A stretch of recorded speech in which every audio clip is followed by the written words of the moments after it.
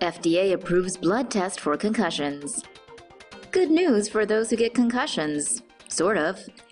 The FDA approved a blood test to help diagnose concussions. The brain trauma indicator test looks for two biomarker proteins, UCHL1 and GFAP, which are released upon injury to the brain into the blood. Elevated protein levels can be detected within 15 to 20 minutes of injury. The test can be administered within 12 hours of injury and takes 3 to 4 hours for results. Parents are currently diagnosed based on a combination of symptoms and imaging. CT scans can be problematic in that they don't always detect concussion, have 200 times the radiation of a chest X-ray, and are expensive.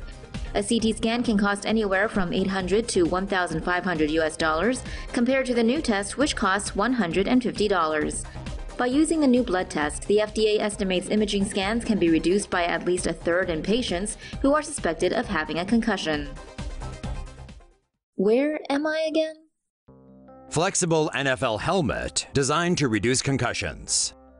This NFL season, about 70 players are wearing a new state-of-the-art helmet designed to lower the risk of concussions. The Visus 01 was specifically designed to soften the blows NFL players take to their heads during games. The helmet is made of 4 different protective layers. The outer shell is made from flexible thermoplastic that compresses to absorb shock, then rebounds, much like a car bumper. Next is a layer of more than 500 polymer columns that can twist and move laterally, reducing the impact of rotational acceleration, a major cause of concussions. Underneath that is a hard inner shell that helps prevent skull fractures and brain hemorrhages.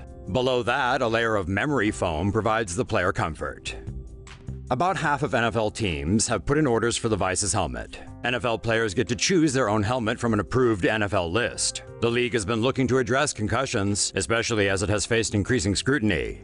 Medical experts and players are concerned that repeated concussions increase the likelihood of developing CTE, a degenerative brain disease. How small changes to a football helmet could prevent injuries on the field. Football faces harsh criticism as it's become alarmingly clear that a large number of football players, both professional and those who aren't, suffer from the long-term effects of head traumas that originate on the field. While some argue that the rules of the game and football culture itself need to change, others are experimenting with modifying something relatively more simple: the helmet. A standard football helmet has 2 layers, a hard outer shell and an inner layer of padding that's usually made of foam. The human brain is protected by a layer of fluid within the skull. However, that layer doesn't provide enough protection during sudden or forceful impacts, and that's how concussions happen. A typical helmet has several inches of padding inside that slows the acceleration of a direct hit and weakens the force of an impact. Some companies have experimented with putting another layer of padding outside the helmet that can further weaken the force of a hard impact. But that doesn't help against hits from the side that could rotate a player's head, twisting the person's brainstem. This damages the nerves there. A prototype helmet called 01 has several layers of padding. A malleable outer layer bends inward during direct hits. The layer underneath bends at an angle during rotational hits.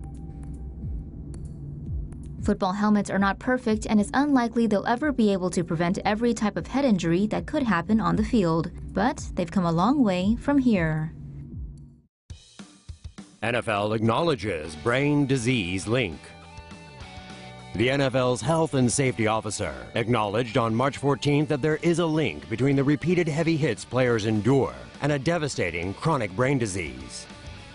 Chronic traumatic encephalopathy, also known as CTE, is a progressive brain disease that develops following repeated head impacts that shake the brain inside the skull.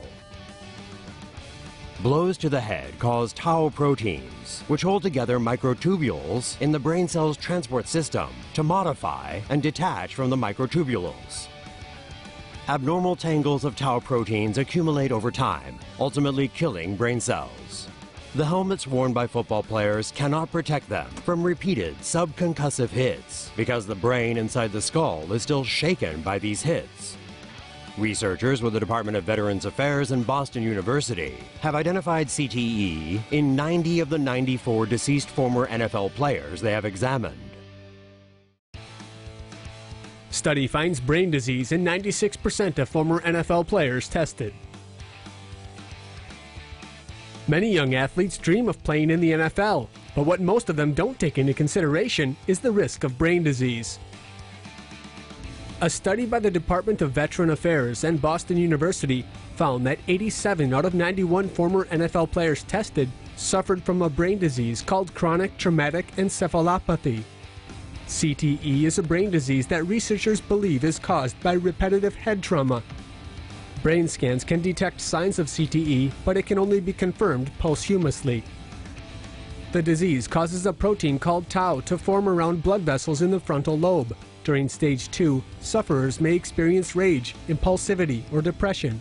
Symptoms of stage 3 include confusion and memory loss, as the tau protein spread to other parts of the brain. Stage 4 is marked by dementia, as nerve cells in the brain die. During the final stages of CTE, the brain withers to roughly half the size of a normal brain. A federal judge has approved a $1 billion settlement between the NFL and thousands of ex-players. The money will go toward medical exams, concussion research, and payment for damages.